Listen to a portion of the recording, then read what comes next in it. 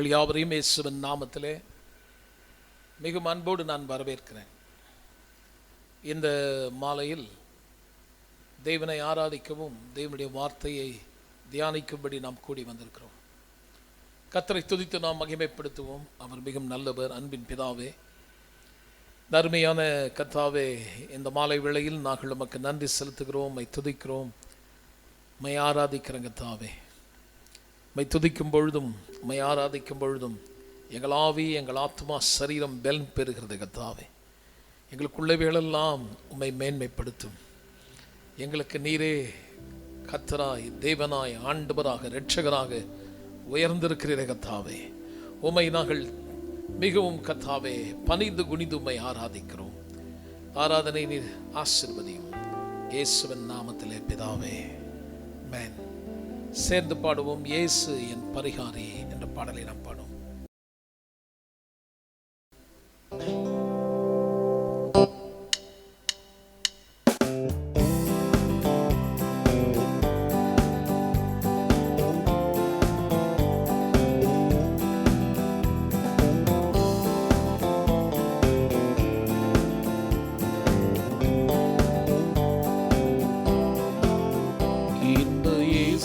என் பரிகாரி, இன்ப இயேசு என் பரிகாரி, என் ஜீவித நாட்களெல்லாம் இன்ப ராஜா என் பரிகாரி, என் ஜீவித நாட்களெல்லாம் எங்கள் ராஜா என் பரிகாரி.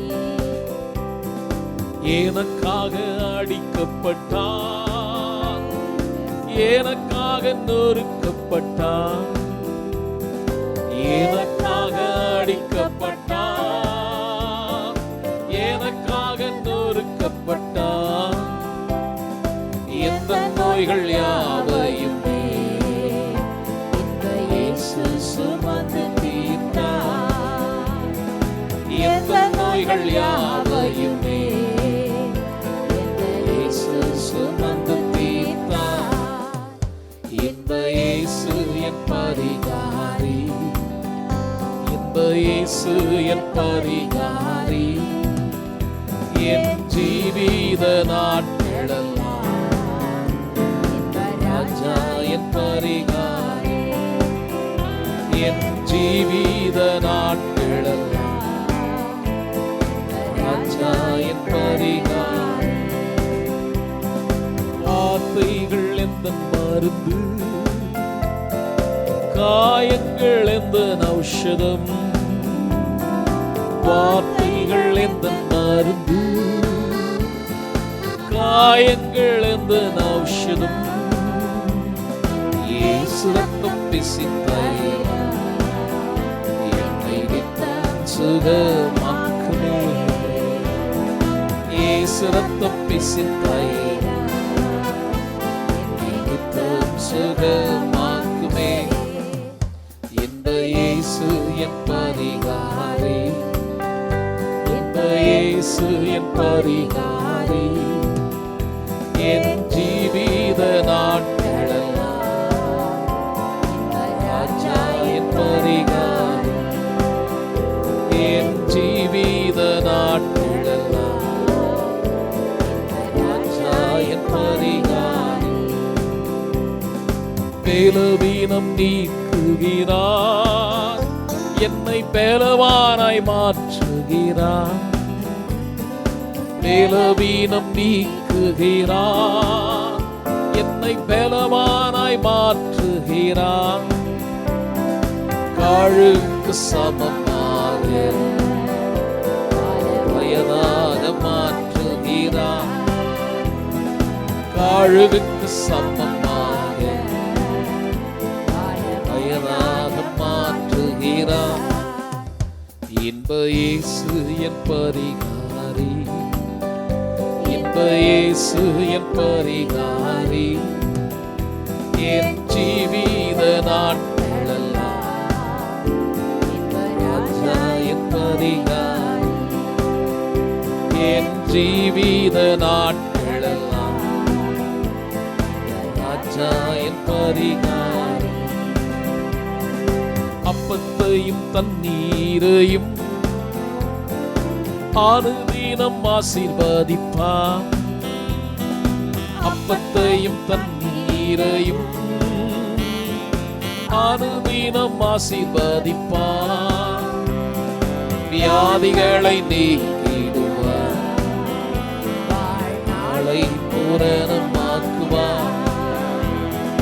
வியாதிகளை நீக்கிடுவார், நாளை பூரணமாக்குவார். இன்ப இயேசு என் பரிகாரி, இன்ப இயேசு என் பரிகாரி.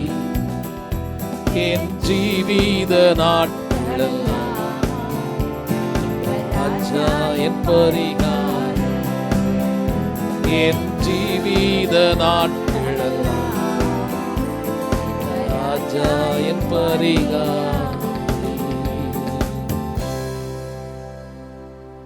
இயேசு நம்முடைய பரிகாரி. எனக்கு பதிலாக என்னுடைய பாவங்கள், என்னுடைய அக்கிரமங்கள், என் வியாதிகளுக்கான அந்த தண்டனை அவர் மேல் விழும்படி அந்த பரிகாரத்தை அவர் நமக்காக செய்து முடித்தார். அதை தான் நம்ம பாடணும், இயேசு என் பரிகாரி என்று. என்றைக்கு நமக்கு பரிகாரம் செய்யப்பட்டதோ நாம் பூரணப்படுத்தப்பட்டோம். எபிரேயர் 10:14 சொல்லுகிறது, நீங்கள் பூரணப்படுத்தப்பட்டிருக்கிறீர்கள். பூரணப்படுத்தப்பட்டிருக்கேன்னு சொல்லும் பொழுது பரிபூர்ணமான ஒரு நிலையை தேவன் அவருக்கு முன்பாக நின்று பிள்ளைகளாய் உரிமையோடு கூட அவரை ஆராதிக்க, துதிக்க, மகிமைப்படுத்த, நன்மையானதை நாம் அடையும்படி அவர் நம்மை தகுதிப்படுத்தினார். அதற்கான யாவையும் அவர் செய்து முடித்தார். அவருடைய ஜீவன் கொடுக்கப்பட்டதனால்தான் நம்முடைய வாழ்வு பூரணத்தை அடைந்தது. இல்லை என்றால் குறைவுள்ளவர்களாய் நாம் வாழ்ந்திருப்போம். இந்த உலகத்தில் குறைவு என்று சொல்கிற காரியங்கள் நம்மை குறைவுக்குள் கொண்டு போக முடியாது. குறைவிலே நிறைவை காண்கிறோம். ஏனென்றால் பூரணமான ஒரு தேவன் பரிபூர்ணமான ஒரு வாழ்வை நமக்கு கொடுத்திருக்கிறாரே. கர்த்தர் அருமையான காரியத்தை நமக்கு செய்திருக்கிறார். ஆகவே அவரை உயர்த்தி பாடுவோம். அவர் எவ்வளவு நல்லவன், இயேசு மிகவும் நல்லவன். இந்த பாடல் அப்படி சொல்கிறது, இயேசு நல்லவர், பாட்டு பாடுங்கள் என்றும் தாளம் போடுங்கள். இந்த பாடலை நாம் சேர்ந்து நாம் பாடுவோம்.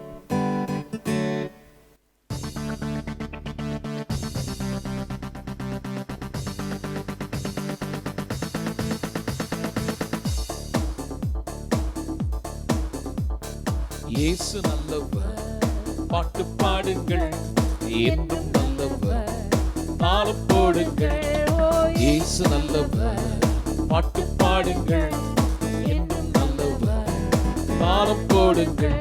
எங்கள் இயேசு நல்லவர், பாட்டு பாடுங்கள் என்றும் நல்லவர், தாளம் போடுங்கள். இரக்கத்தில் ஐஸ்வர்ய சம்பந்தரவர், இரக்கங்கள் காலை தோறும் புதியவைகள். இரக்கத்தில் ஐஸ்வர்ய சம்பந்தரவர், இரக்கங்கள் காலை தோறும் புதியவைகள். மனதுருக்க நிறைந்தோரவர், மன்னிப்பதில் தாயை பெருந்தோரவர். மனதுருக்க நிறைந்தோரவர், மன்னிப்பதில் தாயை பெருந்தோரவர். கர்த்தர் நல்லவர் என்றும் பாறை சாற்றுங்கள், கர்த்தர் நல்லவர் என்றும் பாறை சாற்றுங்கள். எங்கள் இயேசு நல்லவர், பாட்டு பாடுங்கள் என்றும் நல்லவர். எங்கள் இயேசு நல்லவர், பாட்டு பாடுங்கள் என்றும் நல்லவர்.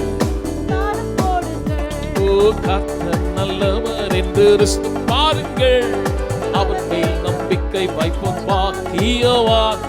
கர்த்தர் நல்லவர் என்று ரிஸ்து பாருங்கள், அவர் மேல் நம்பிக்கை வைப்போம் பாக்கியவான். உலகெங்கும் சென்றிடுங்கள், ஊரெங்கும் சொல்லிடுங்கள். உலகெங்கும் சென்றிடுங்கள், ஊரெங்கும் சொல்லிடுங்கள். கர்த்தர் நல்லவர் என்று பாறை சாற்றுங்கள், கர்த்தர் நல்லவர் என்று பாறை சாற்றுங்கள். எங்கள் இயேசு நல்லவர், பாட்டு பாடுங்கள் என்றும் நல்லவர், தாளம் போடுங்கள். இயேசு நல்லவர். நல்லவர், பாட்டு பாடுங்கள் என்றும் நல்லவர், தாளம் போடுங்கள். சாத்தானை சிலுவை மீது ஜெயித்தாரவர், சாவிற்கு முற்றுமாய் ஒழித்தாரவர். சாத்தானை சிலுவை மீது ஜெயித்தாரவர், சாவிற்கு முற்றுமாய் ஒழித்தாரவர். பாதாள வல்லமைகள் பரிகரிக்க பிறந்தாரவர், பாதாள வல்லமைகள் பரிகரிக்க பிறந்தாரவர். கர்த்தர் நல்லவர் என்றும் பாறைசாற்றுங்கள், கர்த்தர் நல்லவர் என்றும் பாறைசாற்றுங்கள். எங்கள் இயேசு நல்லவர், பாட்டு பாடுங்கள் என்றும் நல்லவர், தாளம் போடுங்கள். இயேசு நல்லவர், பாட்டு பாடுங்கள் என்றும் நல்லவர், தாளம் போடுங்கள். ஆனந்த கீதங்கள் பாடிடுங்கள், ஆண்டவர் இயேசுவை உயர்த்திடுங்கள். ஆனந்த கீதங்கள் பாடிடுங்கள், ஆண்டவர் இயேசுவை உயர்த்திடுங்கள். எங்கள் இயேசு நல்லவர், பாட்டு பாடுங்கள் என்றும் நல்லவர், தாளம் போடுங்கள். இயேசு நல்லவர், பாட்டு பாடுங்கள் என்றும் நல்லவர், தாளம் போடுங்கள். சாத்தானை சிலுவையிலே அவர் ஜெயித்தார். பொல்லாத அந்த பிசாசின் கிரிகள் ஒட்டுமொத்தமாக என் ஆண்டவராகிய இயேசுவின் கிரிகளை அழித்து போட்டார் என்று வேதம் சொல்லுகிறது. பிரியமான தேவ பிள்ளைகளுக்கு நான் சொல்லுகிறேன், அவர் உயிரோடு எழுந்த பிறகு சபை மறக்கவே கூடாது அவர் சொன்னதை, பாதாளத்தின் வாசல்கள் நம்மை மேற்கொள்ள முடியாது. அது அருமையான அவரால் நமக்கு கொடுக்கப்பட்ட வாக்குத்தத்தம். பாதாளத்தை ஜெயித்து அவர் உயிரோடு எழுந்த பொழுது, மரணமே உன் கூர் எங்கே, பாதாளமே உன் ஜெயம் எங்கே என்று இயேசு உயிரோடு எழுந்தார். அதனுடைய ஸ்டிங், அதனுடைய கொடுக்கை இயேசு உடைத்து போட்டார். ஆகவேதான் வேதம் சொல்வது, ஒன்றும் உங்களை சேதப்படுத்த முடியாது. சேதப்படுத்துகிறவன் சேதக்காரன், சேதப்படுத்தப்பட்டான். அவன் தலை நசுக்கப்பட்டது, அவன் கொடுக்கு உடைக்கப்பட்டது, அந்த சர்ப்பத்தின் பல் உடைக்கப்பட்டது, தலையை நசுக்கினான். இயேசு ஜெயித்தார். மரணத்தை ஜெயித்து பாதாளத்தை ஜெயித்து உயிரோடு எழுந்த பிறகு காலகாலமாய் இந்த உலகத்தை மரணத்துக்குள் அதனுடைய சக்தி, அது பெலன், பாவத்தின் பெலன், அதை முற்றிலுமாய் அழித்து போட்டார். விசுவாசிக்கிறவர்களுக்கு வேதம் சொல்லுது, நீங்கள் கெட்டு போவதில்லையே. ஆகவே அன்பானவர்கள், நான் சொல்லுகிறேன், என்றைக்கு நாம் அவருடைய பிள்ளைகளாய் நாம் மாறினோமோ, உங்களை சேதப்படுத்துகிறவன் யார், உங்களை குற்றப்படுத்துகிறவன் யார், ஒன்றும் உங்களை சேதப்படுத்த முடியாது. அந்த வார்த்தையை குறித்த அறிவு உங்களுக்கு இருக்குமானால் கலக்கம் வந்தும் நீங்கள் மனம் உடைவதில்லை, கீழே தள்ளப்பட்டும் நீங்கள் மடிந்து போவதில்லை, எந்த பக்கம் நெருக்கப்பட்டாலும் நீங்கள் ஒடுங்கி போவதில்லை. ஏனென்றால் அந்த வார்த்தையை குறித்த அறிவு இந்த மண் பாண்டத்துக்குள் பொக்கிஷமாக தேவனுடைய மகத்துவமான வல்லமை ஒவ்வொரு விசுவாசிகளுக்குள்ளே வைத்திருக்கிறார். அந்த வல்லமை அறிவானது தேவனுடைய வார்த்தையை குறித்த அறிவு. ஆகவே நான் சொல்கிறேன், அந்த அறிவை நீங்கள் விளங்கிக் கொண்டால், சத்தியத்தை அறிந்தால் சத்தியம் உங்களை விடுதலையாக்கும். ஆகவே இன்றைக்கு நாம் தேவனுடைய வார்த்தையை கேட்போம். அதற்கு முன்பாக சில அறிவிப்புகளை நான் சொல்லும்படி இருக்கிறேன்.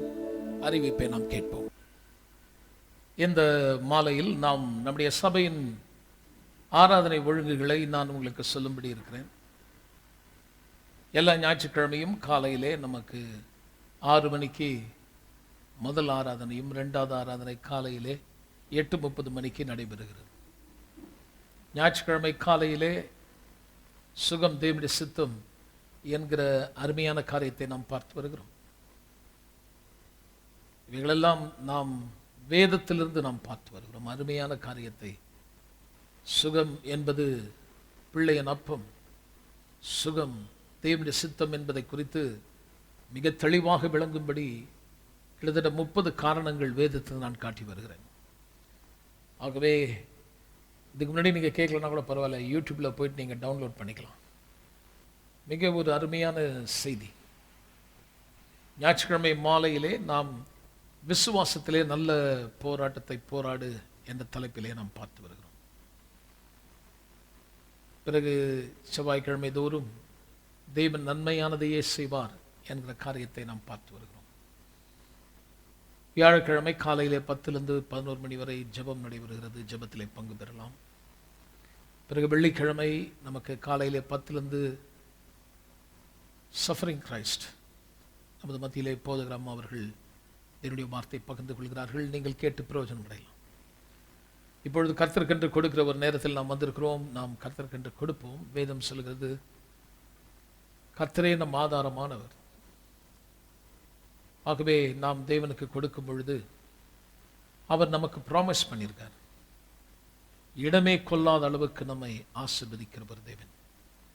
கொடுப்பது என்பது சரியான விதத்தில் விளங்கி கொடுப்பது மிகவும் நல்லது.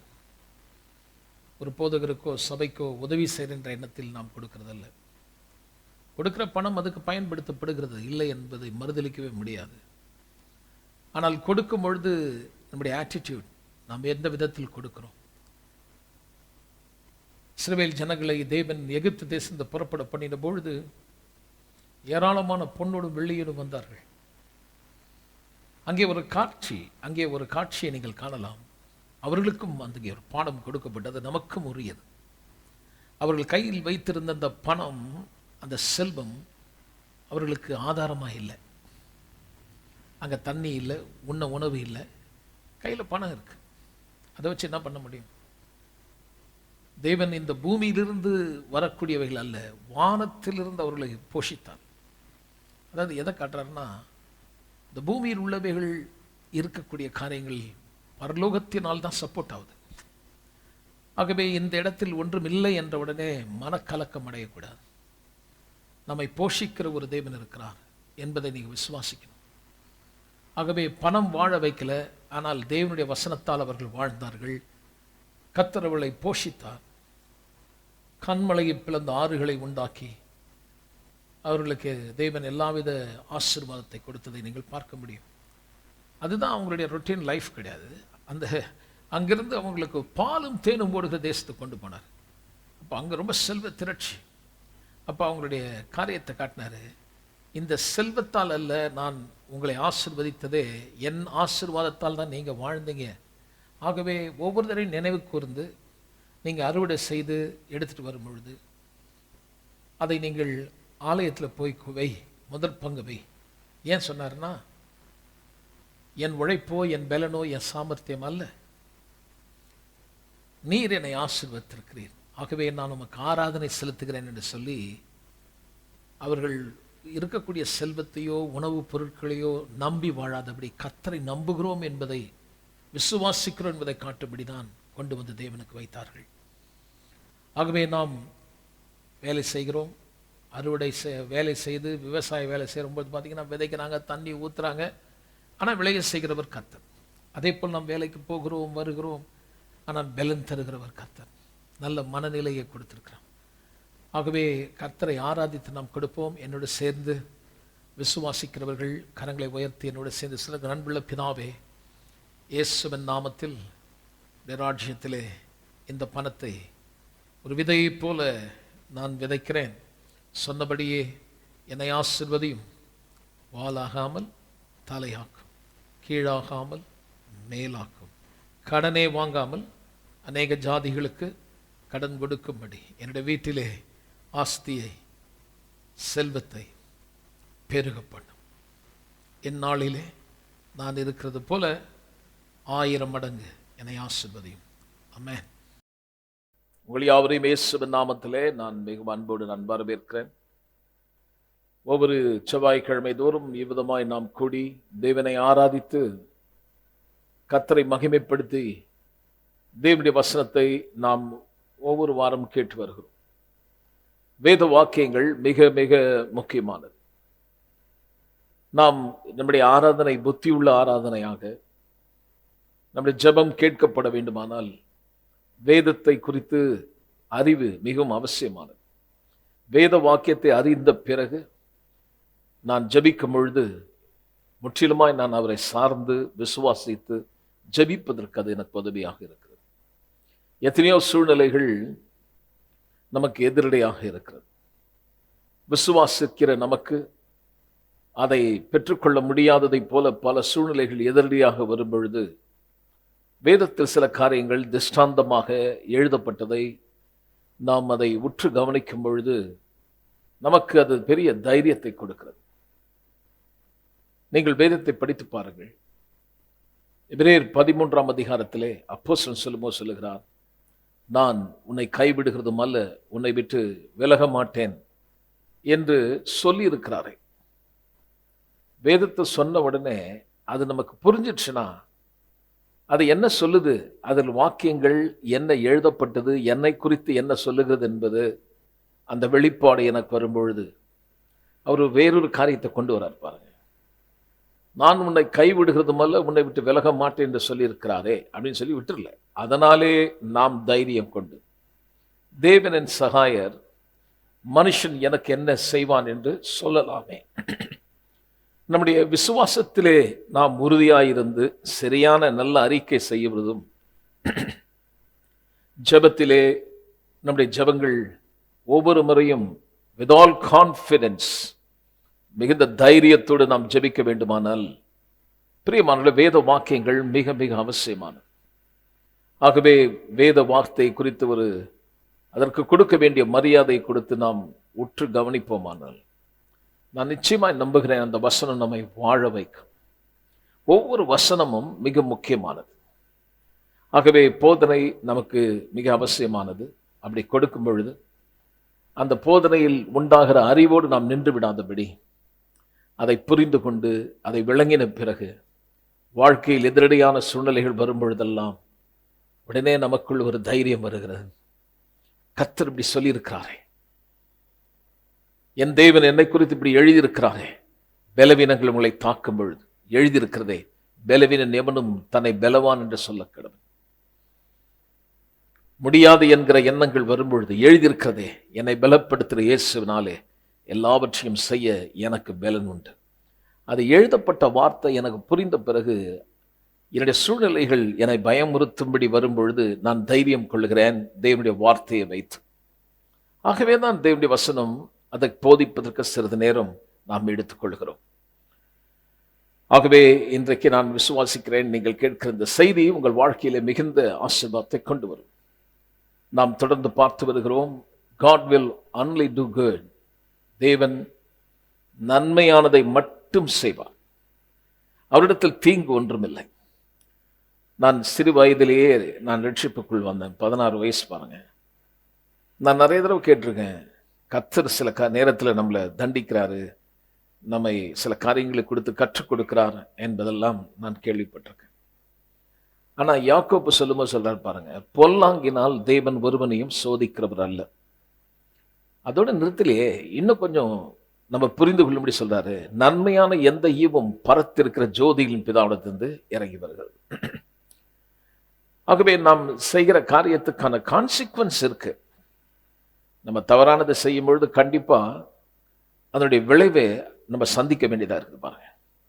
அப்படிப்பட்ட சூழ்நிலையிலே தேவனை நீங்கள் நோக்கி பார்த்து உண்மையான மனம் திரும்புதல் வரும்பொழுது அந்த தீங்கு நம்மை அழிக்காதபடி, அந்த தீமையான அந்த பொல்லாத காரியத்தை தேவன் எப்படி அந்த சூழ்நிலையை நன்மையாக்குகிறார் என்பதை வேதத்தில் பல அற்புதமான காரியத்தை நம்ம பார்த்துட்டு வரோம்.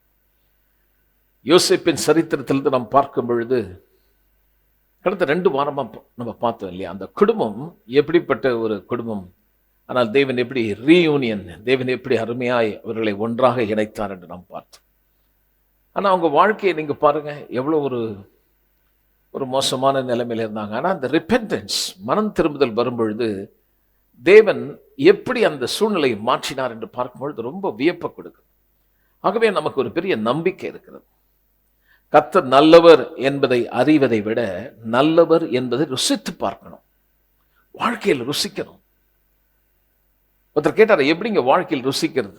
நான் சொன்னேன், ஏன் கஷ்டத்தை ருசிச்சு பார்த்து எத்தனை பேர் சொல்லியிருக்காங்க வாழ்க்கையை கசந்து போச்சுன்னு, கசப்பா இருக்கு. அப்போ கர்த்தர் நல்லவர் என்பதை ருசிக்கணும். வாழ்க்கையில் துன்பங்கள், இடர், அன்பினால் ஏமாற்றப்பட்டு வஞ்சிக்கப்பட்டு சில காரியங்களை உங்களிடத்திலிருந்து கையிலே பறித்து கொள்ளும் பொழுது மிகுந்த ஒரு ஏக்கம், ஒரு தவிப்பு, ஒரு ஏமாற்றம், ஒரு மனுஷன் வாழ்க்கையில் வரும்பொழுது அவனை டிப்ரெஷனுக்குள்ளே கொண்டு போயிடு. ஆனால் நம்ம இதெல்லாம் படிக்கும்போது நமக்குள்ள ஒரு தைரியம் இருந்துக்கிட்டே இருக்கும். கர்த்தரை நம்பி வந்திருக்கிற நீங்கள் வெட்கப்பட்டு போகவே முடியாது. பாருங்க, நான் சொல்கிறேன், உங்கள் இருதயம் கலங்காது இருப்பதாக. உன் தாய் கூட மறக்கலாம், ஆனால் இவர் மறக்கவே மாட்டார். இப்பொழுது ஆதியாகமம் புத்தகம் 48ஆம் அதிகாரத்துக்கு வந்திருக்கோம். 1-22 வசனங்கள். அதிலே இப்பொழுது இந்த ஒரு குறிப்பிட்ட அதிகாரத்திலே நாம் இப்பொழுது யாக்கோப்பினுடைய கடைசி இறுதி பிரயாணத்தை நாம் பார்க்க போகிறோம். கிட்டத்தட்ட 147 ஆண்டு காலம் யாக்கோப்பு இந்த பூமியிலே உயிர் வாழ்ந்தார். இந்த 148 வருஷம் இந்த மனுஷன் உயிர் வாழ்ந்தது. அதன் வழியாக அவனுடைய வாழ்க்கையில் நடந்த சம்பவம் சில காரியங்கள் நமக்கு ரிஃப்ளெக்ட் பண்ணியிருக்கிறது. சில காரியங்கள் நமக்கு சில காரியத்தை அவர் வழியாக சில காரியத்தை நம்மால் அறிந்து கொள்ள முடிகிறது. ஜீவிதம், அவர் நடந்து வந்த வழி. பிறகு நீங்க பார்க்கும் பொழுது அவருடைய வாழ்க்கையில் ஏற்பட்ட, கடந்த காலத்தில் ஏற்பட்ட இந்த 147 வருஷம், இந்த கடைசி மரண தருவாயிலே நினைச்சு பார்க்கிறான். கடந்த காலத்தில் தேவன் செய்த காரியங்கள் reflected on the past, reflected on providence. எப்படி தேவன் அவனை ஒவ்வொரு அடியும் கர்த்தர் அவனோடு இருந்து உறுதிப்படுத்தி எவ்வளவு அருமையாய் நடத்தினார் என்பதை பார்க்க முடியும். சில நேரம் நம் பாதைகள் மாறுகிறோம், ஆனால் அருமையானவர்களே, நம்மை நடத்துகிற ஒரு தேவன் இருக்கிறான். இவைகளெல்லாம் நமக்கு மிகுந்த பிரயோஜனமாக இருக்கும். Reflected on the present. என்ன இப்பொழுது அவன் 147வது வயதிலே இப்பொழுது இருக்கக்கூடிய சூழ்நிலையிலே சில காரியத்தை அவன் வெளிப்படுத்துகிறான். தேவன் கொடுத்திருக்கிற ப்ராமிஸ், அதன் வழியாக அவன் எப்படி அதை எண்ணினான் என்றெல்லாம் இந்த 48ஆம் அதிகாரத்திலே நம்மால் பார்க்க முடியும். இப்பொழுது முதல் காரியமாக நான் உங்களோடு சொல்ல விரும்புகிறேன், யாக்கோப்பு கடந்து வந்த அந்த பாதைகள், மரண தருவாயிலே கடந்து வந்த வழிகளை கொஞ்சம் யோசித்து பார்க்கிறான். என கண்பானவர்களே, 147 வருஷம் அவன் நடந்து வந்த வழிகளை அவன் யோசித்து பார்க்கிறான். தேவன் எப்படி அருமையாய் தேவன் அவனை நடத்தினார் என்பதை பார்க்கும் பொழுது நிறைய கஷ்டங்கள், துன்பங்கள் வாழ்க்கையில அவன் பார்த்தான். பாருங்க, சில நேரம் நமக்கு கொடுக்கக்கூடிய சில தவறான தகவல்கள், சில தவறான ஆலோசனைகள் வாழ்க்கையை ரொம்ப அதிகமா பாதிச்சிருது. நம்ம சில பேரை நம்புறோம், அவங்களுடைய ஆலோசனை நம்ம கேட்கும்போது நீங்க அதோடைய கான்சிக்வன்ஸ், அதோடைய முடிவை கண்டிப்பா நீங்க அனுபவிச்சுதான் ஆகணும். இப்போ நீங்க யாக்கோபுடைய சரித்திரத்தை நீங்க படிச்சு பார்த்தீங்கன்னா, ராகேல் அவனுக்கு சில ஆலோசனை, அவங்க அம்மா தான், அம்மா சொன்னாங்கன்றதுனால எல்லாத்தையும் கேட்டுருணும்னு அர்த்தம் கிடையாது. பாருங்க, அம்மா கீழ்ப்படியக்கூடாதுன்னு சொல்லல, ஆனாலும் நீங்க கர்த்தர் பிள்ளை ஆகும்போது சில காரியத்தை கண்டிப்பா கவனிக்கணும். ஆனா அவன் அவங்க அம்மா சொன்னது அப்படியே கேட்டான். பாருங்க, அதுக்கு அதனுடைய விளைவு பார்த்தீங்கன்னா, அவங்க அப்பாவை ஏமாத்தி, அண்ணனை ஏமாத்தி, வீட்டை விட்டு ஓடி, அவனுடைய வாழ்க்கையில் ஏற்பட்ட கஷ்டங்கள் கொஞ்சம் நஞ்சம் கிடையாது. பாருங்க, ஏராளமான துன்பங்கள் அவன் வாழ்க்கையில் அனுபவிச்சான். ஆனால் இப்பொழுது கடைசி தருணத்தில் வரும்பொழுது சில காரியத்தை அவன் யோசிக்கிறான். பாருங்க, நான் 3வது வருஷத்தை படிக்கிறேன். பாருங்க, சரி, 1, 2, 3 நான் படிக்கிறேன். அதற்கு பின்பு உம்முடைய தகப்பனாருக்கு வருத்தமாக இருக்கிறது என்று யோசேப்புக்கு சொல்லப்பட்டது. ரொம்ப வருத்தமாக இருக்குதுன்னா டைங் ஸ்டேஜ். யோசேப்பு சொல்றாங்க, உங்க அப்பா சாவர மாதிரி இருக்கிறார். அப்பொழுது அவன் 2 குமாரனாகிய மனைசையும் எப்ராயிம் தன்னுடைய கூட கொண்டு போனான். இதோ உம்முடைய குமாரனாக யோசேப்பு இடத்தில் வந்திருக்கிறார் என்று யாக்கோப்புக்கு அறிவிக்கப்பட்டது. இஸ்ரவேல் தன்னை திடப்படுத்தி கொண்டு கட்டில் மேல் உட்கார்ந்தான். அப்படியே ஒரு மாதிரி சமாளிச்சு ஏழ்ச்சி உட்காந்துட்டார். படுத்துட்டு இருக்கார், படுத்த படுக்கையா, உயிர் போற மாதிரி இருக்குது. மகன் வந்திருக்கான்னு சொன்ன உடனே அப்படியே கொஞ்சம் கஷ்டப்பட்டு ஏழ்ச்சி உட்காந்துட்டார். 3வது வருஷம் யாக்கோப்பு யோசேப்பை நோக்கி, சர்வ வல்லமையுள்ள தேவன் கானான் தேசத்தில் உள்ள லூஸ் என்னும் இடத்திலே எனக்கு தரிசனமாகி என்னை ஆசீர்வதித்து, பையன்கிட்ட பேச ஆரம்பிக்கிறார். தேவன் எப்படி தன்னுடைய வாழ்க்கையில் தேவன் நடத்தினார் என்று சொல்லும் பொழுது அவன் சொல்கிறான், நான் தேவனிடத்தில் தரிசனம் பெற்றேன், ஆசீர்வாதம் நான் பெறுவது காரணமே தேவனுடைய உடன்படிக்கை. சில நேரம் நம்ம கடைசி அந்த உயிர் போற இந்த நேரத்தில் எல்லாருக்கும் அந்த தருணம் வரும். தப்பா யோசிக்கக்கூடாது. சில பேருடைய வாழ்க்கை ரொம்ப வெற்றிடமா இருக்கும். பார்த்துருக்கீங்களா? அதை சாகும் போது பார்த்தீங்கன்னா அவங்களோட வாழ்க்கையில் எதுவுமே செய்து முடிச்சிருக்க மாட்டாங்க. அதனால அவங்க வாழ்க்கை ரொம்ப பரிதாபமா இருக்கும். அதனால் சில பேர் பேசவே மாட்டாங்க. சில பேர் பேச முயற்சி எடுக்கும்போது பார்த்தீங்கன்னா நல்லா தான் இருப்பாங்க, உயிர் போகிறதுக்கு முன்னாடி கொஞ்சம் பேசலாம் முடியும், ஆனால் பேசவே மாட்டாங்க. என்னன்னு பார்த்தீங்கன்னா அவங்க எதுவுமே செய்திருக்க மாட்டாங்க. சொல்லுவாங்க, ஒரு வாயை திறந்து ஒரு வார்த்தை கூட சொல்லாமலே செத்துடுச்சுடுவாங்க. நான் சொல்ல, தேவனுடைய பிள்ளைகள், கர்த்தருடைய பிள்ளைகளாய் நாம் வந்த பிறகு நம்முடைய வாழ்க்கையில் எத்தனையோ விதமான இடர்கள், பிரச்சனைகள், தவறு எல்லாம் நடந்தால் கூட தேவன் எப்படி அந்த அற்புதமாக நடத்துகிறார் என்பதை பார்க்கும்போது ரொம்ப ஆச்சரியமா இருக்கு. அவன் இப்பொழுது கொஞ்சம் நினைச்சு பார்க்குறான், நான் இந்த நிலைக்கு வந்ததன் காரணம் என்ன? தேவன் அவனுக்கு கொடுத்த தரிசனம், தேவன் அவனோடு செய்த உடன்படிக்கையில் இருக்கக்கூடிய ஆசீர்வாதங்கள், இதை கடைசி நேரத்தில் அவன் நினைவு கூர்றான் பாருங்க. ரெண்டாவது அவன் என்ன நினைவு கூர்றான் பார்த்தீங்கன்னா, அவனுடைய ஃபேமிலி. முதல் தேவனுடைய தரிசனம், பிறகு தேவன் கொடுத்த வாக்குத்தத்தம், பிறகு உடன்படிக்கை குறித்து நினைவு கூர்ந்தான். பிறகு 7வது வசனம் நீங்க படிச்சு பார்த்தீங்கன்னா அவனுடைய மனைவியை பற்றி அவன் யோசிக்கிறான். 7வது வசனம் பாருங்க. நான் பாதானை விட்டு வருகையில் கானான் தேசத்திலே எப்ராத்தா கொஞ்ச தூரம் இருக்கும்போது வழியிலே ராகேல் என்னண்டையில் மரணமடைந்தால் அவளை அங்கே பெத்லஹேம் என்னும் எப்ராத்தா ஊருக்கு போகிற வழியிலே அடக்கம் பண்ணினேன். அவனுடைய வாழ்க்கையில் நடந்த சம்பவம் ஒவ்வொன்றா அவன் சொல்லிட்டு வரான். நான் எப்படி இந்த வழியா கடந்து வந்தேன் அப்படின்னு சொல்லும்போது, முதல் 1, 2, 3 வசனத்தை நம்ம படிக்கும்போது ரொம்ப ரொம்ப சிக்கா இருக்காரு, ஏஞ்சி உட்கார்றாரு. 3வது வசனத்துல தான் பெற்ற தரிசனத்தை சொல்றாரு இல்லையா? 4வது வசனத்தையும் 5, 6, 7 நம்ம படிக்கலாம். 4வது வசனம் கர்த்தருடைய ஆசீர்வாதம் சொல்றாரு பாருங்க. நான் உன்னை பலுகவும் பெருகவும் பண்ணி உன்னை பல ஜன கூட்டமாக்கி உனக்கு பின்வரும் சந்ததிக்கு இந்த தேசத்தை நித்திய சுதந்திரமாக கொடுப்பேன் என்று என்னுடைய சொன்னார். கவர்னண்ட்டை பத்தி தேவன் கொடுத்த தரிசனம், பிறகு தேவனுடைய ஆசீர்வாதம், பிறகு அந்த உடன்படிக்கையை அவன் நினைவு கூர்றான். கடைசி இதெல்லாமே லாஸ்ட் ஸ்டேஜ், சாவறதுக்கு முன்னாடி அவங்க அதை கொஞ்சம் யோசிக்கிறான். நான் இடத்துல எகிப்துக்கு வரும் முன்னே உனக்கு எகிப்து தேசத்தில் பிறந்த 2 குமாரன் என்னுடைய குமாரன் ரூபன் சிமியோன் என்பவர்களைப் போல எப்ராயிம் மனேசிம் என்னுடையவர்கள். இவர்களுக்கு பின் நீ பெரும் பிள்ளைகள் உன்னுடையவர்கள். அவர்கள் தங்கள் சகோதரருடைய பேரால் அழைக்கப்பட்டு அவர்களுக்குரிய சுதந்திரத்தில் பங்கு பெறுவார்கள். நான் பாதானை விட்டு வருகையில் கானான் தேசத்திலே எப்ராத்தாவுக்கு கொஞ்ச தூரம் இருக்கும்பொழுது வழியிலே ராகேல் என்னண்டையில் மரணம் அடைந்தால் அவளை அங்கே பெத்லஹேம் என்னும் எப்ராத்தா ஊருக்கு போகிற வழியிலே அடக்கம் பண்ணினேன். இந்த கடைசி நேரத்தில் தேவன் அவனுக்கு நடத்தி வந்த வழிகள், தேவனுடைய ஆசீர்வாதம், தன்னுடைய குடும்பத்தை கொஞ்சம் யோசிச்சு பார்க்குறான். அவளோடு கூட பகிர்ந்து கொண்ட அந்த அன்பு, அவளுடைய மரணம், இவனுடைய கடின உழைப்பு, யோசேப்பின் பிள்ளைகள் எல்லாத்தையும் கொஞ்சம் யோசிச்சு பார்க்குறான். இவனுடைய வாழ்க்கையில் நடந்த எல்லாத்தையும் யோசிக்கும் பொழுது இவனுடைய வாழ்க்கையை எப்படி கர்த்தர் ஷேப் பண்ணாரு. எத்தனையோ கஷ்டம், துன்பம், என்னென்னமோ வந்தது. ஆனால் இவனை தேவன் ஒரு குயவன் மாதிரி ஒரு அருமையான ஒரு கனமுள்ள ஒரு பாத்திரமா வரைஞ்சார். இன்றைக்கு நம்ம வாழ்க்கையில் போயிட்டு இருக்கோம். இது வரைக்கும் நீங்கள் சந்திச்சதை பாருங்க, இனிமேல் நீங்கள் என்ன சந்திக்க போறீங்கன்னு எனக்கு தெரியாது. நான் உண்மையாக சொல்கிறேன், நாளைக்கு நடப்பது நமக்கு ஒன்றுமே தெரியாது. சில பேர் நினச்சிட்டு இருக்காங்க, எனக்கு தீர்க்க தரிசனம் வர இருக்குது, நாளைக்கு என்ன நடக்குதுலாம் கர்த்தர் சொல்வார். மன்னிக்கணுங்க, அப்படிலாம் கர்த்தர் சொல்கிறது இல்லைங்க. சில பேர் அப்படி தான் சொல்கிறாங்க, எனக்கு எல்லாம் தெரியும். வேதம் சொல்லிடுது, நாளை நடப்பது என்னதென்று ஒருவனுக்கும் தெரியாதுன்னு சொல்லப்பட்டு. அதனால் நமக்கு இது நாளைக்கு என்ன நடக்குன்னு தெரியாது. ஆனால் ஒவ்வொரு நாளும் நம்ம விசுவாசத்தில் வாழ வேண்டியதாக இருக்கு. சில நேரங்கள் மிக மோசமான, நான் நம்புகிற பிரகாரம், நான் எதிர்பார்க்கிற பிரகாரம் நம்முடைய வாழ்க்கை இல்லாத பொழுது ரொம்ப சோர்ந்து போயிடும். இப்போ இவனுடைய 147 வருஷத்துல எத்தனையோ விதமான டிசப்பாயின்மெண்ட், எத்தனையோ விதமான மோசமான திருப்பங்கள், மிக கடினமான வழி. ஆனால் தேவன் அவனை நடத்தினதை நான் உங்களுக்கு ஞாபகப்படுத்த விரும்புகிறேன்.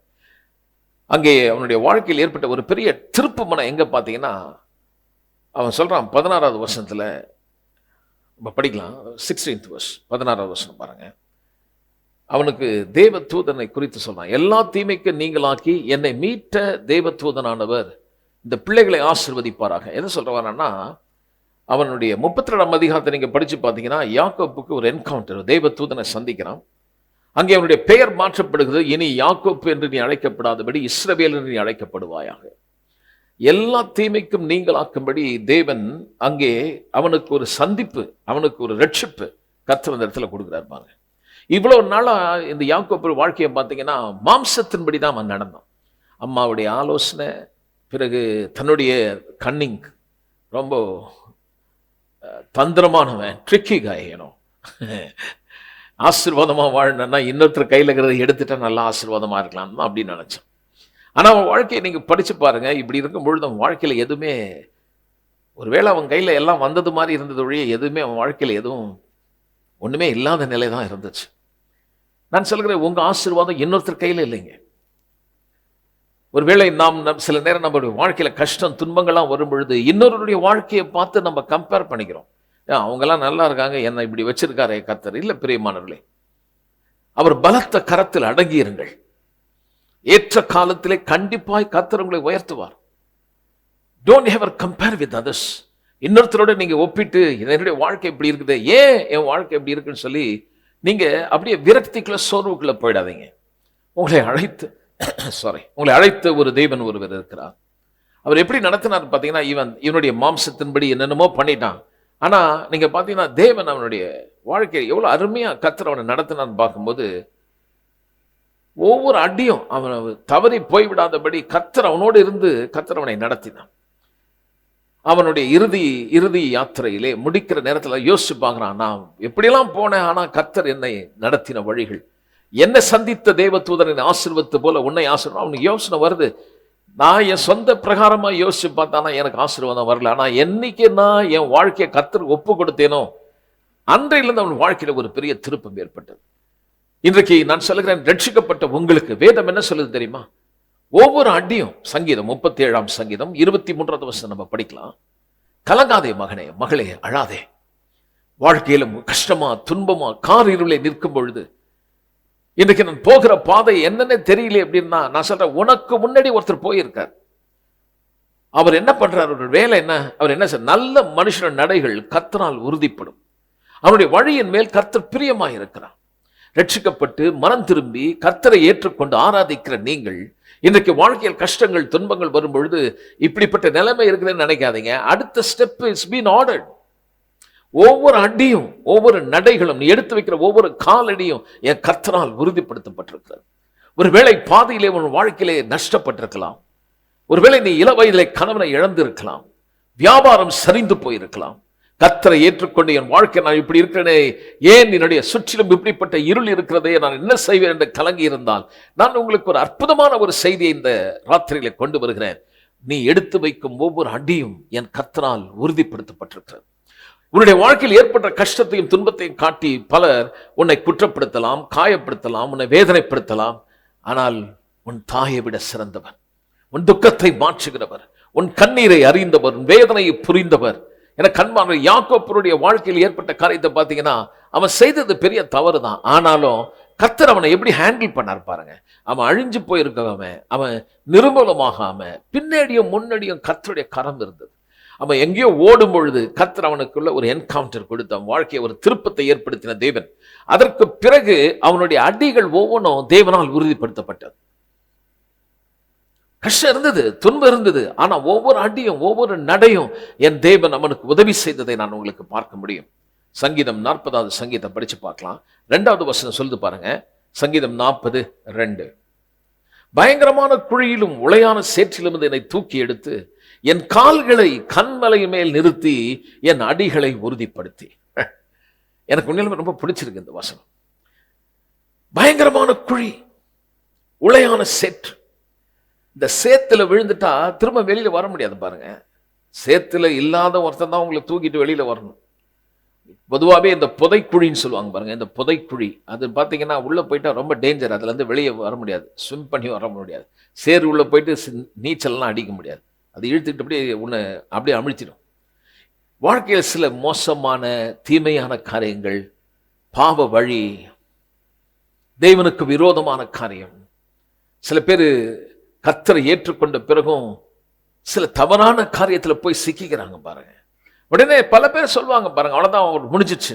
இன்றைக்கு நான் உங்களுக்கு சொல்லுகிறேன், என் தேவனை விட்டு ஓடாதே மகனே மகளே, ஓடாதே.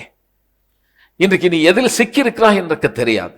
உனக்குள்ளே பல வேதனைகள் இருக்கலாம், துக்கம் இருக்கலாம். ஆனால் இந்த யாக்கோபின் சரித்திரத்தை படிக்கும் பொழுது என்னுடைய வாழ்க்கையில ஒரு பெரிய ஒரு வெளிச்சம் போல நான் ஒரு வெளிச்சம் சொல்லும் பொழுது ஒரு ஞானம், ஒரு வெளிப்பாடு எனக்கு கிடைக்கிறது. அது என்னவென்றால், தேவன் கைவிடுகிறவர் அல்ல, நியாயமாய் தண்டிக்கப்பட வேண்டியவன், தேவனுடைய பார்வையிலே வஞ்சனையான காரியத்தை செய்தவன். அப்ப இதெல்லாம் போதிக்கும் பொழுது நீங்க இதெல்லாம் செய்யுங்கன்னு சொல்லலீங்க, தயவுசெய்து தப்பா எடுத்துக்காதீங்க. ஒருவேளை நம்முடைய வாழ்க்கையில் நாம் எடுக்கிற சில தவறான காரியங்கள், தவறான தீர்மானங்கள், ஏதாவது ஒரு தீங்கான காரியத்தை செய்து திரும்ப திரும்ப வழுக்கி உள்ளே விழுந்து ஆழமான குழியிலே சேற்றிலே இருந்தால் உன்னை தூக்கி எடுக்கிற ஒரு தேவன் ஒருவர் இருக்கிறார். நீங்கள் ஓட வேண்டிய அவசியம் இல்லை. இந்த ரட்சிப்பை பிசாசு அழிக்க முடியாது. உனக்குள் தேவன் கொடுத்திருக்கிற ஜீவன் நித்திய ஜீவன், சொந்த குமாரனை கொடுத்து உன்னை மீட்டெடுத்த தேவன். ஒருவேளை இந்த உலகமே உன்னை வெறுத்தாலும் வெறுக்காத ஒரு தேவன்.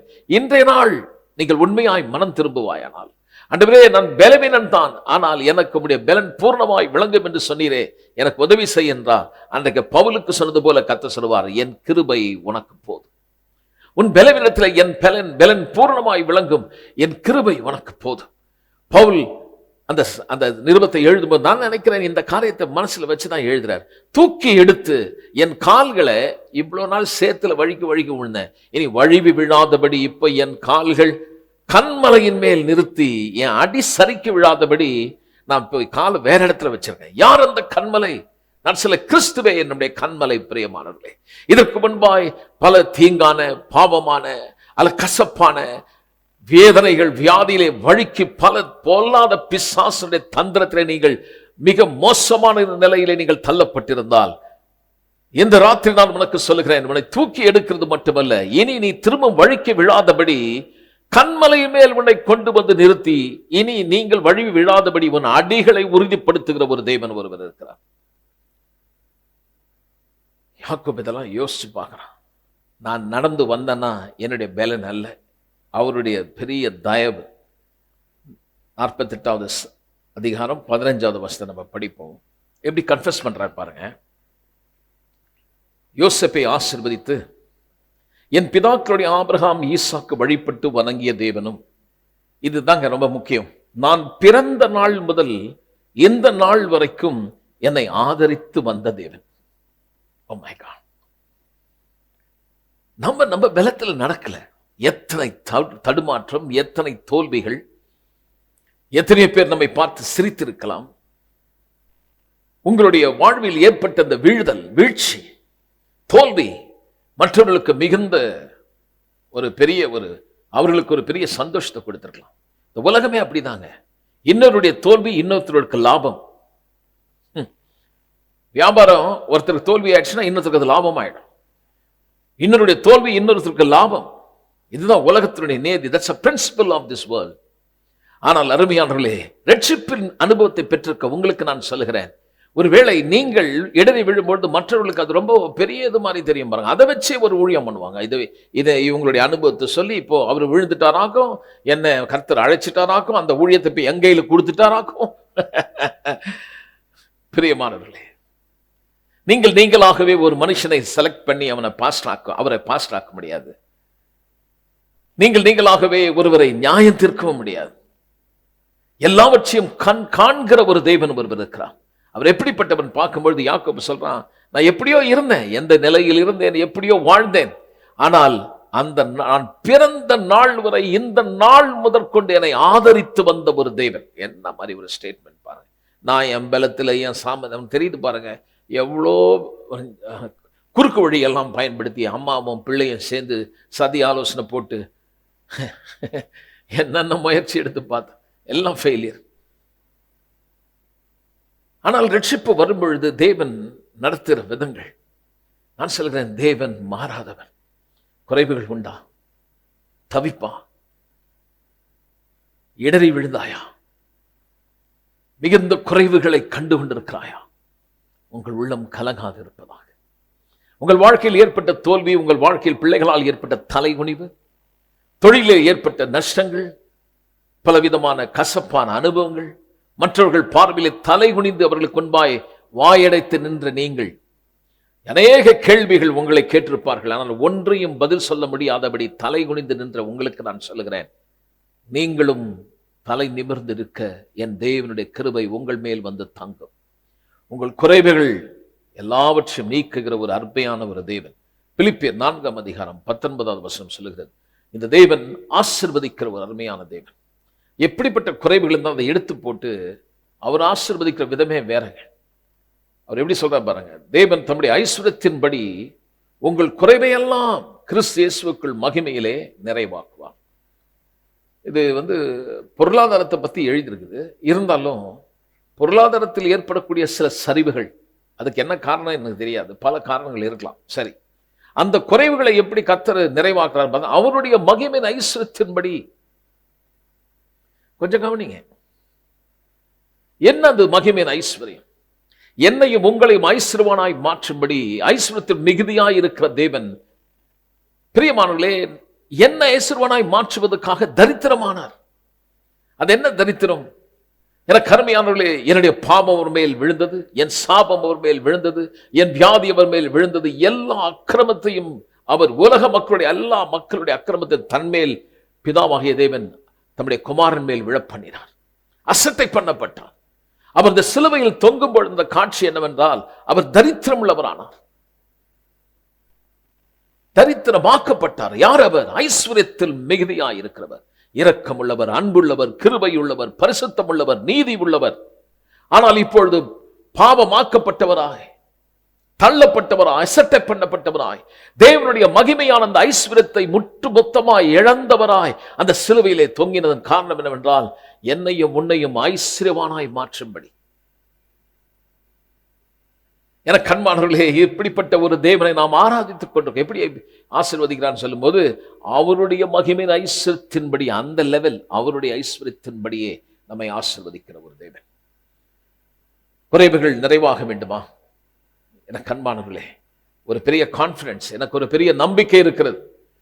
என்னுடைய தரித்திரத்தை அவர் சுமந்தார், இல்லாமையை அவர் எடுத்து போடும்படி ஒட்டுமொத்தமாய் நன்மைகளை சகலத்தையும் உடைய தேவன் வெறுமையாய் இந்த சிலுவையிலே தொங்கியது ஒரே ஒரு காரணம் இருக்கும் என்றால், எந்த குறைவும் இல்லாதபடி நான் வாழ்வதற்காக. ஆகவேதான் இயேசு இந்த உலகத்தில் மனிதனாய் வரும் பொழுது அவர் சொன்னார், கவலைப்படாதிருங்கள். ஏன் கவலைப்படுறீங்க என்றார். மத்தேயு எழுதின சுவிசேஷம் 6ஆம் அதிகாரம் நீங்கள் படிச்சு பார்த்தீங்கன்னா 25 படிச்சீங்கன்னா அவர் அங்க சொல்ல ஆரம்பிக்கிறார், எதுக்கு கவலைப்படுறீங்க? கவலைப்படுறதுனால் உங்க வளத்தில் ஏதாவது ஒரு முழம் நீங்கள் கூட்ட முடியுமா, குறைக்க முடியுமா? பிறகு அவர் சொல்லுகிறார், நீங்க கொஞ்சம் கவனிச்சு பாருங்க, காட்டு புஷ்பங்களை கவனித்து பாருங்க, நான் உடுத்து வைக்கிறேன். ஆகாயத்து பறவைகளை பாருங்கள், அவைகளுக்கு நான் பிழைப்பூட்டுகிறேன். உங்களை பிழைப்பூட்டுவது அதிக நிச்சயம் அல்லவானார், மோர் ஷுவர். இன்னைக்கு இந்த உலகத்தில் நம்ம எதை குடிக்கிறது, எதை புசிக்கிறது, என் ஷெல்டர் எங்க, என் குடும்பம் எப்படி வாழும், எனக்கு பணம் இல்லையே என்ற அடிப்படை தேவைகளோடு இல்லாத நிலையில் வாழணும்னு சொல்றாரு. உன் அடிப்படை தேவை, அனுதின தேவையை நான் சந்திக்கிற தேவன் அல்ல. என்ன நீ தேடினால், என் ராஜ்யத்தை தேடினால், என் நீதியை நீ தேடினால், தேவனுடைய நீதி நிறைவேறியதே அந்த கல்வாரி சிலுவையிலே. என்னுடைய தரித்திரத்தை மாற்றும்படி, என் பாவத்தை என்னை விட்டு நீக்கும்படி, நான் தண்டிக்கப்பட வேண்டிய நான் என்னுடைய ஆக்கினை தன்மேல் ஏற்றுக்கொண்டு அதற்கான அந்த பனிஷ்மெண்ட் அவர் மேல் விழுந்ததே, அந்த நீதி நிறைவேறினதை நீங்கள் அதை தேடி கண்டுபிடிப்பீர்களானால், அவர் சொல்றாரு, நீ தேடுகிற இந்த நன்மை உன்னை தேடி வரும். உன்ன உணவும் ஒடுக்க உடையும் இட் ஷால் பி ஆடட், உனக்கு கொடுக்கப்படாது, கூட கொடுக்கப்படும். அப்படிதான் நான் சொல்றேன், ஒரு கிறிஸ்துவன், ரட்சிக்கப்பட்டவன், ஆவிக்குரியவன் தரித்திரமா வாழவே முடியாதுங்க. ஏன்னா அவர் சொல்லிட்டு இருக்கார், இது என்னுடைய கருத்து இல்லைங்க, இட் ஷால் பி ஆடட். எதை உனக்கு கூட கொடுப்பேன்? உன்ன உணவும் உடுக்க உடையும் ஏதோ நீ கேட்டீங்கன்னா கொஞ்சம் கொடுக்குறேன்னாரா? இல்லையே, கூட கொடுக்கப்படும். அப்ப நான் எதை தேடணும்? என்னுடைய இந்த உலகத்தில் இருக்கக்கூடிய உலக காரியங்களை தேடிட்டு அதை நினைச்சு கவலைப்படாம, இதெல்லாம் எனக்கு தேவைன்னு அவருக்கு தெரியும். அப்போ என்னுடைய தேவைகள் சந்திக்கப்பட ஒரு காரியத்தை சொல்றாரு. என்னை தேடும் பொழுது, அவரை தேடும் பொழுது, எனக்கு அருமையானவர்களே, இந்த உலக மெட்டீரியல் திங்ஸ் எப்படி வருதுன்னு பார்த்தீங்கன்னா, ஒரு சாதாரண அசாதாரணமான மனுஷனா மாறிடுறார். பெலன், திறமை, சாமர்த்தியம் அந்த ஆளுக்கு வந்துருது பாருங்க. அது மட்டுமா, மனுஷ கண்கள் அவருக்கு தயவு கிடைக்கிறது. அவருக்காக தேவன் அவருக்கு முன்னே போகிறார், வழிகளை உண்டாக்குகிறார், வெண்கல கதவுகள் உடைக்கப்படுகிறது. வழியே இல்லாமல் போனாலும் அந்த மனுஷனுக்காக தேவன் ஒரு வழியை உண்டு பண்ணுகிறார். தேவன் அவனுக்காக வழக்காடுகிறார், யுத்தம் செய்கிறார். தலை குனிந்து நிற்காதபடி உன் தலையை உயர்த்தும்படி உன்னை உயர்த்துவதே அவருடைய நோக்கம். இஸ்ரவேலே, இஸ்ரவேலே, உன்னை ஆசீர்வதிப்பதே கர்த்தருக்கு பிரியம். நீங்கள் வருத்தத்திலும் கண்ணீரிலும் துக்கத்திலும் வாழ்வது என் தேவனுடைய நோக்கம் அல்ல. உன் துக்கம் சந்தோஷமாய் மாறும், சஞ்சலங்கள் நீங்கும், உன் தவிப்பு நீங்கி போகும். எப்படி கொடுப்பாரு? சங்கீதம் 37வது சங்கீதம் 23 27 வரைக்கும் நாம் வாசிக்க கேட்போம். நல்ல மனுஷனுடைய நடைகள் கர்த்தரால் உறுதிப்படும், அவருடைய வழியின் மேல் கர்த்தர் பிரியமாயிருக்கிறார். அப்ப யாக்கோபு போகும்பொழுது கர்த்தர் அவனுடைய வழியெல்லாம் பாருங்க கர்த்தர் ஒழுங்குபடுத்துறாரு. எப்படி படுத்துறான்னு சொல்லும்போது சொல்றாரு பாருங்க, அவன் விழுந்தாலும் தள்ளுண்டு போவதில்லை, கர்த்தர் தமது கையினாலே அவனை தாங்குகிறார். இந்த செய்தியை கேட்கிற மகளே மகனே, அநேகருடைய வீழ்ச்சியை பார்க்கறதுக்கு ரொம்ப ஆசைப்படுறாங்க. நீ விழுந்து போகும்பொழுது பல பேருக்கு செய்தி அனுப்புறாங்க. ஆனா இங்க ஒருத்தர் தெரியுமா, உனக்காக மரித்தவர், உனக்காக ஜீவனை கொடுத்தவர், உனக்காக உயிரோடு எழுந்தவர், உன்னை குறித்து ஒரு பெரிய ஒரு அக்கறை உள்ள ஒரு தேவனாய் இருக்கிறார். அவர் என்ன சொல்றார் பாருங்க, அவர் சொல்றாரு 24வது வசனத்துல, அவன் விழுந்தாலும் தள்ளுண்டு போவதில்லை, கர்த்தர் அவனை தமது கையினாலே தாங்குகிறார். நான் சொல்கிறேன், உன்னை தாங்குகிற ஒரு தேவன். நீ விழுவதை பலர் பார்த்து இன்னும் கீழே போனோம், இன்னும் நாசமாயிட்டான், ரொம்ப நிறைய பேருக்கு ரொம்ப சந்தோஷமாயிடும். இன்னைக்கு ரொம்ப சுலபமா மற்றவங்களை ஜட்ஜ் பண்றது ரொம்ப சுலபங்க. இன்னைக்கு நம்ம எப்படின்னா ஒரு கேம் மாதிரி, ஒரு பிளே, ஒரு ஸ்போர்ட்ஸ்ல வளர்றாங்க பார்த்தீங்களா, கிரிக்கெட்டாக இருக்கட்டும், ஹாக்கியாக இருக்கட்டும், ஃபுட்பாலாக இருக்கட்டும். ஆனால் அந்த பார்வையாளர்கள் அங்கிருந்து அவனை என்கரேஜ் பண்ணுறதுக்கு ஒரு கூட்டம் இருக்கும். ஆனால் அவங்க பண்ணுற தப்பையும் சொல்லிக்கிட்டே இருப்பாங்க. இந்த கமெண்டேட்டர்ஸ்னுவாங்க, அவங்க சொல்லி ஜோக் அடிச்சுக்கிட்டு கேலி பண்ணிக்கிட்டுலாம் இருப்பாங்க. ஆனால் அப்படிப்பட்டவங்க யாருன்னு பார்த்தீங்கன்னா, ஏற்கனவே இந்த கேம் விளையாடினவங்க தான் நிறைய தடவை அவங்க கமெண்டேட்டர்ஸாக இருப்பாங்க. அதில் என்ன ஆச்சரியம் பார்த்தீங்கன்னா, இப்போ விளையாடுறதை விட ரொம்ப மோசமாக விளையாடின ஆளு இவனை பற்றி சொல்லிட்டு இருப்பான். அவன் பேட்டு பிடிச்சா தானே தெரியும், அவன் களத்தில் இறங்கினா தானே தெரியும். அருமையானவர்களே, உங்களை குறித்து தேவனுடைய எண்ணங்கள் மிக மிக மிக உயர்ந்தது. சொல்றார், நீ விழுந்த பரவாயில்ல, நான் இருக்கிறேன் உன் கூட, உனக்கு உதவி செய்வேன், என் கையால உன்னை நான் தாங்குவேன். அடுத்த வசனம் பார்க்கலாம், 25 வசனம். நான் இளைஞனாக இருந்தேன், முதிர் வயது உள்ளவனுமானேன், ஆனாலும் நீதிமான் கைவிடப்பட்டதையும் அவன் சந்ததி அப்பத்துக்கு இறந்து திரிகிறதையும் இதே காரியம். அதாவது நம்ம படிச்சோம் இல்லையா, ஆதியாம் யாக்கோபு சொன்ன காரியத்தை தான் இங்க சங்கீதக்காரன் சொல்றான். அவனுக்கு ஏற்பட்ட அனுபவத்தை தம் வாழ்க்கையில் ருசிச்ச பிறகு சொல்றான், நான் இளைஞனாயிருந்தேன், முதிர் வயதுள்ளவனுமாயிருந்தேன், ஆனாலும் நீதிமான் கைவிடப்பட்டதை அவன் சந்ததி, அவனுடைய பிள்ளைங்க அப்பத்துக்கு பிச்சை எடுத்து நடந்ததா சரித்திரம் கிடையாது. கர்த்தருடைய பிள்ளையாய் விசுவாசிகளாய் கர்த்தரை நம்பி ஓடி வந்த, அடைக்கலமாய் நம்பி ஓடி வந்த உங்களுக்கு, அன்றைக்கு ஆபிரகாம் கர்த்தருடைய வார்த்தை கேட்ட பொழுது நம்பி அடைக்கலமாய் தன் இனத்தையும் வீட்டையும் விட்டு தன் சொந்த ஜனத்தை விட்டு ஓடி வந்தான். கர்த்தர் அவனோடு கூட வாக்குத்தத்தத்தை குறித்து மட்டுமல்ல, தன்னை விட பெரியவர்களாத பேரினாலே தனது பேரை சத்தியம் பண்ணி சொன்னார்.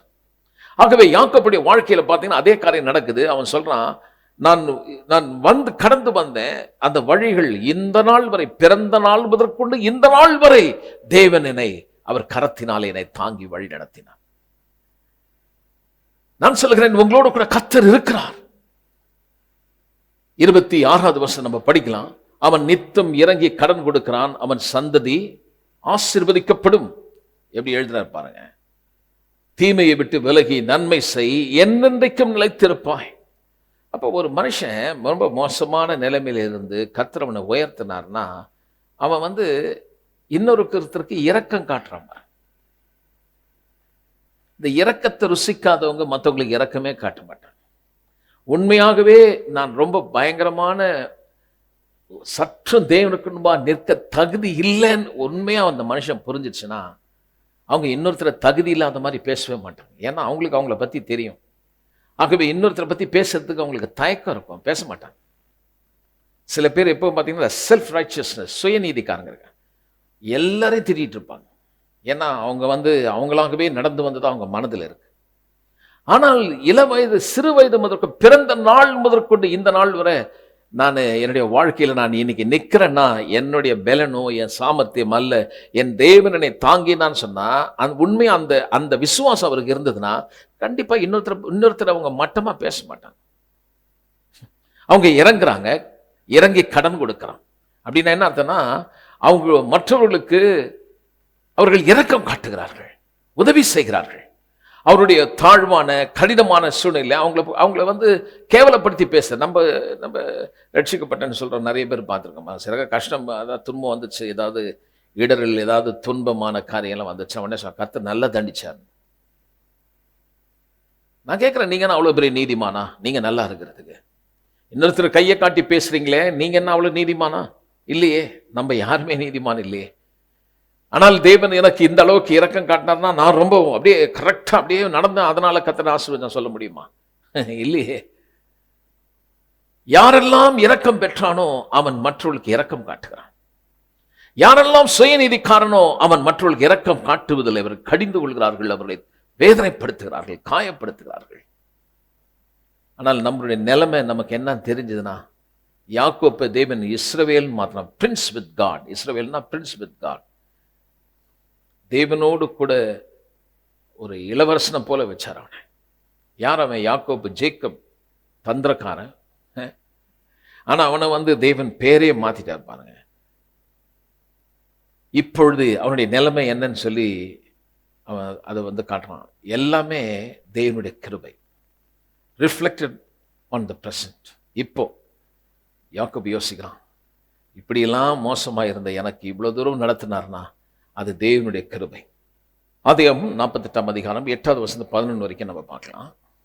அங்கே பாருங்க, அது தேவனுடைய கிருபை அங்கே பார்க்கலாம்.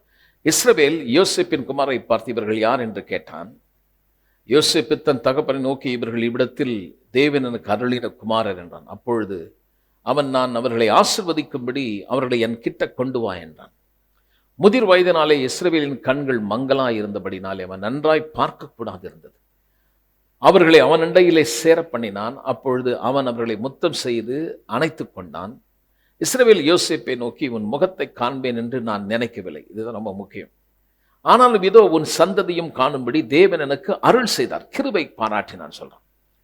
நீ செத்துட்டே நினைச்சேன், எனக்கு மிகுந்த துக்கமா இருந்தது. ஆனா இப்போ நான் உன்னை மட்டும் பார்க்கல, உன்னுடைய பிள்ளைய நான் பார்க்கிறேன். தேவனுடைய கிருபைக்கு அளவே இல்லைங்க. எத்தனை விதமான வார்த்தைகள் அவன் காதுல விழுந்திருக்கும். எத்தனை பேர் எப்படிலாம் வசப்பாடி இருப்பாங்க. ஆனா இன்னைக்கு அவனுடைய பிள்ளைய பார்க்க, யோசேப்பை பார்ப்பேன்னு கூட நினைக்கல. ஆனா அவன் யோசேப்பை மட்டும் பார்க்கல, அவனுடைய பிள்ளைகளையும் நம்ம பார்த்தோம். நான் சொல்கிறேன், நீங்க நினைக்கிறதுக்கும் கேட்கிறதுக்கும் மிக அதிகமாய் கொடுக்கிற ஒரு தேவன், அது தேவனுடைய கிருபை. தேவன் எப்படி நமக்கு செய்வார்? எல்லாம் அருமையான வாக்கு தத்தங்களை கொடுத்திருக்கார் பாருங்க. தேவன் இஸ்ரவேலை குறித்த ஒரு அருமையான வாக்கு தத்தம் தேவன் சொல்லுகிறார். ஒரு நோக்கத்தோட அவனை இங்கே கொண்டு வந்தார். கர்த்தர் சொல்றாரு, நான் உன்னை ஒரு நோக்கத்தோடு நான் இங்கே கொண்டு வந்திருக்கேன். ஆனா இங்கே நீ இருக்க போறது இல்லை, இங்கிருந்து நீ வெளியே வருவீங்க. இப்ப 21வது வருஷம் நம்ம போலாம். 48ஆம் அதிகாரம் 21 பார்ப்போம். அங்க சொல்றேன் பாருங்க. பின்பு இஸ்ரவேல் யோசேப்பை நோக்கி, இதோ நான் மரணம் அடைய போகிறேன், தேவன் உங்களோடு கூட இருப்பார், அவர் உங்கள் பிதாக்களின் தேசத்துக்கு உங்களை திரும்பவும் போக பண்ணுவார் என்றும். அதான் என்ன சொல்றேன், நான் வந்திருக்கேன் இங்க இப்போ. ஆனா இதெல்லாம் நம்முடைய இடம். இங்கிருந்து தேவன் கொடுத்திருக்கிற இந்த ப்ராமிஸ் லேண்ட், நம்ம இங்கிருந்து கண்டிப்பா நம்ம போவோம். நான் சொல்கிறேன் பிரியமானவர்களே, இன்றைக்கு பலவிதமான நெருக்கத்தில் கர்த்தர் சில வழிகளை ஏற்படுத்தி உங்களுக்கு உதவி செய்திருக்கலாம். நாள் ஒன்று வரும், இப்படி நீங்க இருக்க மாட்டீங்க, இன்னொருவரையும் நீங்க சார்ந்து வாழ மாட்டீங்க. நீங்க மற்றொரு கொடுக்கிற அளவுக்கு நீங்கள் ஆசீர்வாதம் ஆயிடுவீங்க. இன்றைக்கு அவர்கள் வந்து தானியத்துக்காக வந்தாங்க. அந்த இடத்துல கர்த்தர் அவர்களை ஆசீர்வதிச்சார், பெருக செய்தாரு. இப்ப என்ன கர்த்தர் சொல்றாருன்னா, நான் இங்க கொண்டு வந்திருக்கேன் ஒரு நோக்கத்தோட. ஆனா இங்கிருந்து இதெல்லாம் உங்க இடம், இதெல்லாம் உங்கள் தேசம். இன்றைக்கு இருக்கிற இந்த நிலை உங்களுடைய, இதை வச்சுட்டு இது போதும் இப்படிதான் இருக்க போறேன்னு நினைக்காதீங்க. நீங்க நினைக்கிறதுக்கு மேல ஒரு பெரிய ஆசீர்வாதத்தை கர்த்தர் வச்சிருக்காரு. கர்த்தர் அவங்களோட பேசுறாரு, இப்போ நான் இங்கிருந்து உங்களை கொண்டு வருவேன். அப்ப என்ன சொன்னார்னா, நீங்கள் வெளியே வருவீர்கள், சொல்றாரு, உங்களோடு கூட அவர் இருப்பார். எனக்கு அது ரொம்ப பிடிச்சது. 21 வருஷம் தேவன் உங்களோடு கூட இருப்பார். யெகோவா ஷம்மா, இம்மானுவேல், தேவன் நம்மை கைவிடுகிறவர் அல்ல, நம்மை விட்டு விலகாதவர், உங்களோடு கூட இருப்பார். பிரியமானவர்களே, ஒரு நோக்கத்தோடு உன்னை அழைத்தவர். உன் குடும்பத்தில் எத்தனை பேர் இருக்கலாம், உன்னை பெயர் சொல்லி அழைத்து வந்த தேவன். இன்றைக்கு உன்னை சுற்றி இருக்கிற காரியங்கள்லாம் பார்த்தீங்கன்னா, அவங்க கூட பிறந்தவங்க, சொந்த ஜனங்க, நண்பர்கள் பல கேள்வி கேட்டிருக்கலாம். ஆனால் கர்த்தர் சொல்றார், கண்டிப்பா இப்போ நான் உன்னை நடத்திட்டு இருக்கிறேன். அதுவே உங்களுக்கு ஆச்சரியமா இருக்கும். ஆனால் நான் உனக்கு சொன்னபடியே பாலும் தேடுகிற ஓடுகிற அந்த கானான் தேசத்துக்கு உன்னை மட்டும் உன் சந்ததி நான் கொண்டு போவேன். எப்படி கொண்டு போவோம் பார்த்தீங்கன்னா, நான் உன் கூட இருப்பேன்றார். கண்பாரே, தேவன் உன்னோட கூட இருப்பார். கண்கள் அதிசயத்தை காணும். என் தேவன் உங்களை கைவிடுகிறவர் அல்ல, உங்களை மறக்கிறவர் அல்ல.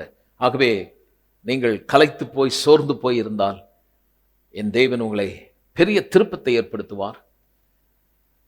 கண்டிப்பா சொல்றேன். going to see the turning point in your life. ஒரு பெரிய திருப்பு முனை, ஒரு ஒளிமயமான ஒரு எதிர்காலம். மாறாவின் தண்ணீரை மதுரமாய் மாற்றின தேவன் உன் வாழ்விலும் செய்வாராக. ஒன்றுமில்லாத நிலையிலே நீ களைத்து போயிருந்தால் உனக்கும் வீடு இல்லாதவனுக்கு வீடை கொடுக்கிற ஒரு தேவன், சோர்வாயிருக்கிறவனுக்கு பலனை கொடுக்கிறவன், உணவே இல்லாதவனுக்கு நான் சொல்லுகிறேன், என் தேவன் உன்னை புசித்து திருப்தியாகி மற்ற கொடுக்கிற அளவுக்கு உன்னை கொண்டு வருகிற தேவன்.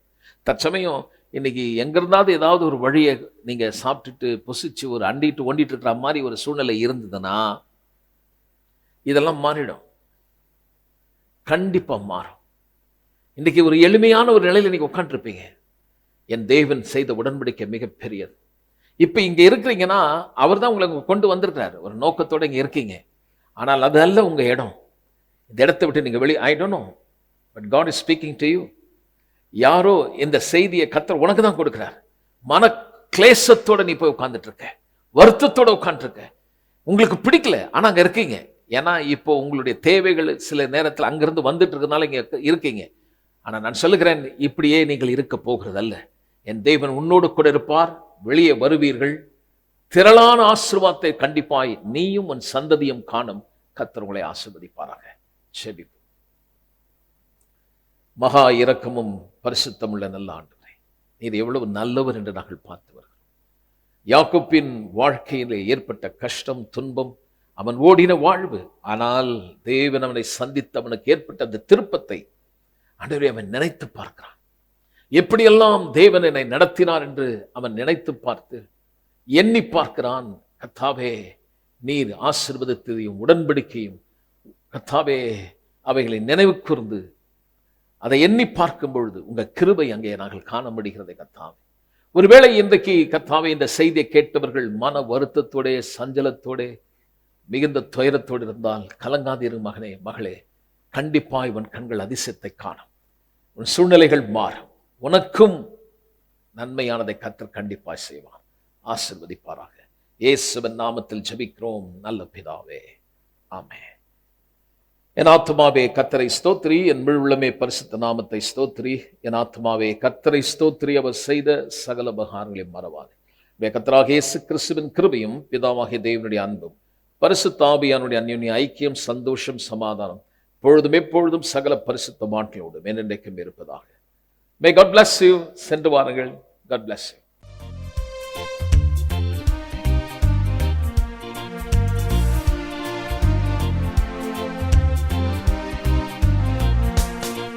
உன்னை ஆசீர்வதித்தேன், உன்னை மேன்மைப்படுத்துவேன். உன்னை ஆசீர்வதித்தேன், உன்னை மேன்மைப்படுத்துவேன். உன் எல்லையை நீ விரிவாக்கு, உன் கயிறுகளை நீளமாக்கு, உன் கூடாரத்தை விசாலமாக்கு. அதை தடை செய்யாதே. உன் எல்லையை